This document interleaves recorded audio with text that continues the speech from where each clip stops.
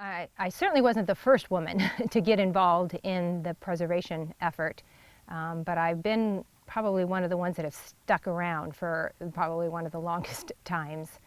I got involved in about 1993 and started attending some of the McDowell Sonoran, back then they were called McDowell Sonoran Land Trust, board meetings at the Mustang Library, and some were held at the Indian Bend Wash Visitor Center. And the group was small at the time. People were being added a little bit each time. And suddenly, the next thing you know, I'm elected to the board, and within a few months, by '94, I was elected the first woman chairman of the board. And it was a busy time. But the other piece was I was in the business community, and I worked for a bank in the Gainey Ranch area. And so I was very involved in the chamber and very involved in sort of the economic development side of the city of Scottsdale. And at that point, as we started to look at how we were going to get this preserve completed and sort of supported by the community, we were turning to the hospitality industry. And the Hyatt Regency at Gainey Ranch was right across the street from this bank that I worked at. And so Bill Ida-Orley, who was the general manager there, used to call me up and say, Christine, come on over here, come over here.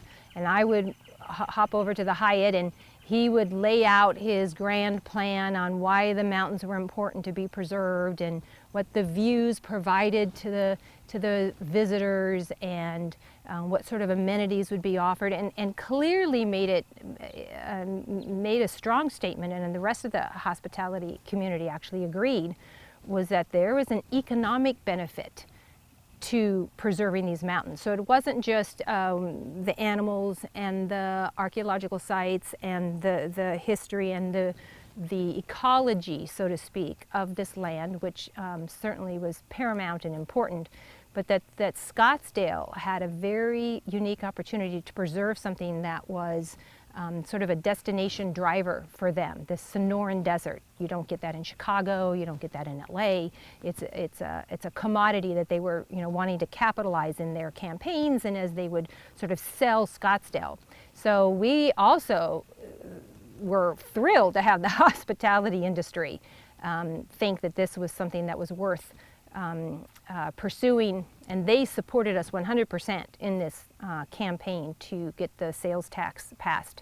So I kind of got involved from two different angles. One was sort of the preservation and not wanting to see this beautiful land developed and continue to make it available for the animals and the wildlife, as well as the people that want to use it, the hikers and horseback riders, but also recognizing from the business side, which is where I was very heavily involved in, that Scottsdale could benefit tremendously by having these mountains and this desert preserved.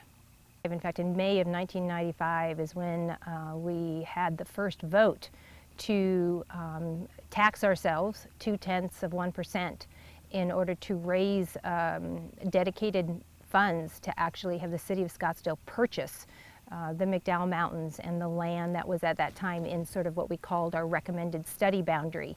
That was a boundary around the mountains. And it overwhelmingly passed by like 64%.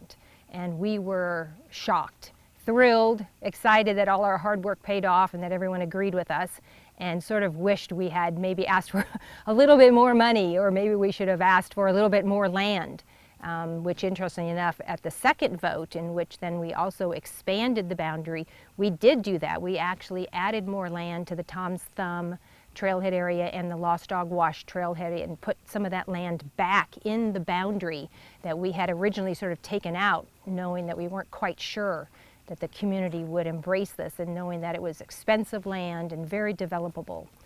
So it was a very interesting time. I think probably for me the desert is extremely rejuvenating. There's the smells, especially after a rain, and there's a tranquility that comes with it because it's a fairly quiet environment. I mean, occasionally you'll hear birds, and of course you'll hear the coyotes at dusk, but for the most part, it's a wildness that has a quiet, tranquil feel to it. And a lot of times as you're in the desert hiking, a lot of times the only thing I hear is, you know, the crunch of the rock sort of under my feet. So I think for me, a lot of it is recognizing that it's an asset that has, you know, this, for me, this sense of peace and beauty that sometimes I can even just get if I'm driving up the 101 and come, especially as I fly in, and I'll look up and I'll go, oh, there's my mountains. And especially in sunset when they're purple and they've got this glow to them, it's, you know, it changes you.